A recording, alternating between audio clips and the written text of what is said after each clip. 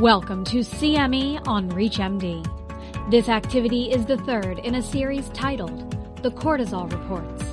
This episode, titled Continuing the Search, New Data on Hypercortisolism Prevalence in Difficult to Control Metabolic Conditions, is provided by Cornerstone Medical Education and the American Academy of CME, and is supported by an educational grant from Corcept Therapeutics. Before starting this activity, please be sure to review the faculty and commercial support disclosure statements, as well as the learning objectives. 2024 and 2025 brought us contemporary data on the prevalence of hypercortisolism in people with difficult-to-control cardiometabolic conditions. And now 2026 has delivered even more new data with more trials ongoing. Let's dig into this data and what it means for practice. This is CME on ReachMD, and I'm Dr. Deepak Bhatt. Joining me to discuss hypercortisolism prevalence in people with difficult-to-control metabolic conditions is Dr. Christian Mende. Dr. Mende, thanks for being here today. My pleasure. Thank you. So, Dr. Mende, to give us some background, can you talk about the link between hypercortisolism and difficult-to-control cardiometabolic conditions? Yeah, my pleasure. Hypercortisolism was actually for the first time described about 90 years ago as Cushing's disease. At that time, the elevation of cortisol was very severe. What we have learned in the last 10, 15 years is that milder or moderate elevations of cortisol play a very important role in cardiorenal syndrome, specifically in conditions such as cardiovascular disease, difficult to control hypertension and diabetes, as well as renal disease. So at this point, we need to completely rethink that the patients with elevated cortisol levels do not look different from anybody else, and we need to have a very high index of suspicion. And if you have somebody with hypertension, particularly refractory hypertension, who's difficult to control, or you're on free medication for diabetes and still have an elevated A1C, or you're a younger person or have unexplained osteoporosis, these patients today all need to undergo a cortisol suppression test. So at this point, I would like to ask Dr. Bhatt to give us additional data from his recent presentation at ACC. Well, you're right. I had recently presented the Momentum study as a late breaker at the American College of Cardiology annual sessions. And just to let the audience know what that study was about, we enrolled over 1,000 patients with resistant hypertension. The definition of resistant hypertension is the American Heart Association definition, meeting one of two criteria to count as resistant hypertension. Criterion number one, systolic blood pressure greater than or equal to 130 millimeters of mercury, despite the use of 3 or more blood pressure medicines from different classes at maximally tolerated doses, and one of those classes has to be a diuretic. The other one is a systolic blood pressure at any level with the use of 4 or more blood pressure medications from different classes. We managed to get 1,000 patients from around the United States, actually enrolled them very rapidly. Turns out there are a lot of these patients out there. And then what we did was carefully assess for the prevalence of hypercortisolism. That was the primary endpoint of the Momentum study. And to do that, we carefully measured their cortisol levels. So we used a dexamethasone suppression test, very easy to do. A milligram of dexamethasone is what the patient takes at around 11 p.m., say tonight, and then tomorrow at around 8 a.m. has their blood drawn for cortisol and dexamethasone. And for the purposes of the study, if the cortisol level was greater than 1.8 micrograms per deciliter and the dexamethasone was greater than or equal to 140 nanograms per deciliter, they were categorized as having hypercortisolism. And if not, they were categorized as not having hypercortisolism. The overall prevalence of hypercortisolism, the primary endpoint in this population of patients with true resistant hypertension, was 27.3%. So over a quarter of the patients had hypercortisolism, which is much higher than anyone of us actually predicted, those of us involved in the study. So quite eye-opening, a quarter of these patients with hypercortisolism among this cohort with resistant hypertension had adrenal nodules on their CT scans, 24.3%, but basically a quarter of patients. So potentially then something that's actionable, something that might lead to surgery, perhaps curative surgery. So useful information from patients undergoing screening.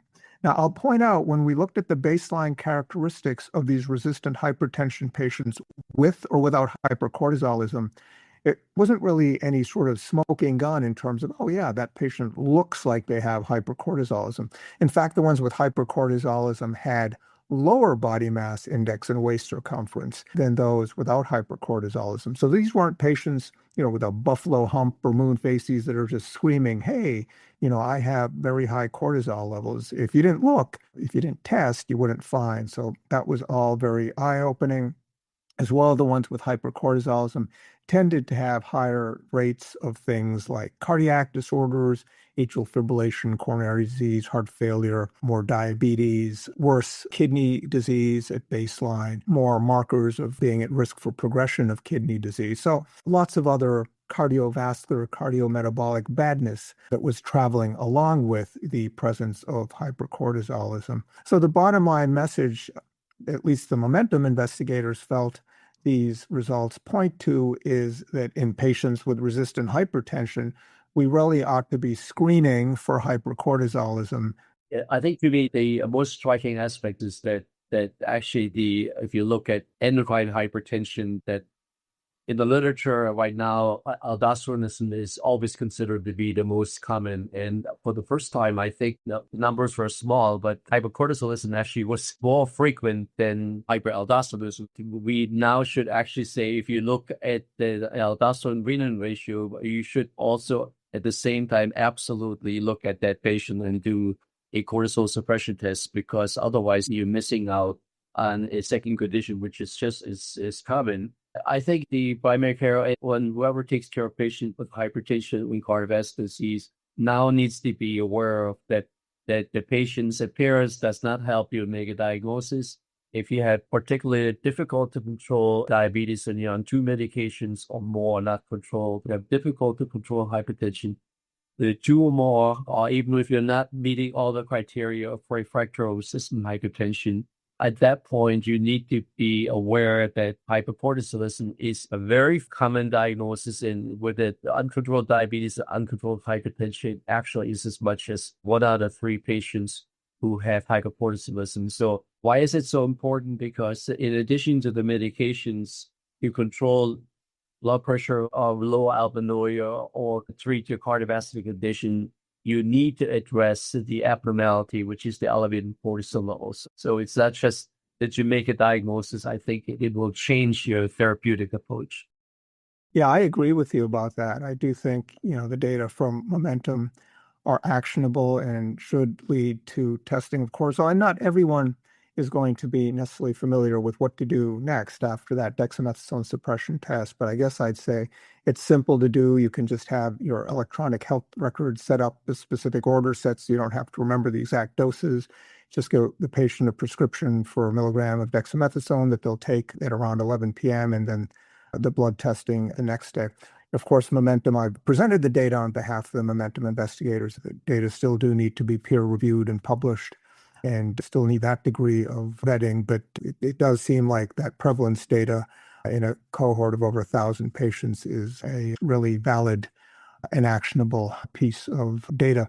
So this is the perspective from my standpoint, and I would like to ask Dr. Bhatt, please tell us what the additional studies are underway at this point. Well, there are other studies, trials going on in this area. For sure, resistant hypertension more broadly, has become a really hot area in cardiovascular medicine. And there are studies going on to look at different agents to specifically target patients with elevated cortisol that might be contributing to their diabetes that's difficult to control, or to their resistant hypertension, or both. There are agents already in use for the purpose of diabetes in association with hypercortisolism, and investigations going on to see if there can be specific targeting of therapies in those with resistant hypertension that may be due to hypercortisolism. So I think this will be the really important next step in this journey of hypercortisolism, not just identifying it. That itself is important. Patients are often happy just knowing, oh, there's something that may be contributing to causing my resistant hypertension. But the next step in the journey, of course, is specific therapeutics. We're reaching the end of our program, Dr. Mende. But before we wrap up, what are the key takeaways from our discussion that we want clinicians to remember? I think we want clinicians to remember that we actually now have missed for decades hypercortisolism, that this is a condition which is much more common, that anybody with difficult to control hypertension or difficult to control diabetes on multiple medications, so-called polypharmacy, indeed may have hypercortisolism that may be for some population as many as 25% or higher. You need to do a cortisol suppression test, and you need to also be aware that anytime you see a incidentoma, you see a coincidental appearing adrenal nodule, that this needs to be tested not just for aldosterone, but at the same time also tested and followed up with a cortisol suppression test. So I think the new agenda is that anytime you think about aldosterone or hormonally induced hypertension or worsened diabetes, that the hypercortisolism needs to be on your list of diagnostic studies and on your differential diagnosis. Yeah, I agree with you. That's a beautiful way to sum things up. I do think in patients with resistant hypertension, among the list of things to do, we now really should screen for hypercortisolism. We should also certainly screen for hyperaldosteronism. The hypertension guidelines had already recommended some degree of testing for hyperaldosteronism. Well, that's a great way to round out our conversation on the latest insights into the prevalence of hypercortisolism in patients with difficult to control cardiometabolic conditions. I want to thank my guest, Dr. Christian Mende, for helping us better understand how to use these data in practice to improve care. Dr. Mende, it was great speaking with you today. It was a pleasure to participate. Thank you. This activity was provided by Cornerstone Medical Education and the American Academy of CME. To receive your free CME credit, be sure to complete the post-test and evaluation at CME on ReachMD.com. This is CME on ReachMD. Be part of the knowledge.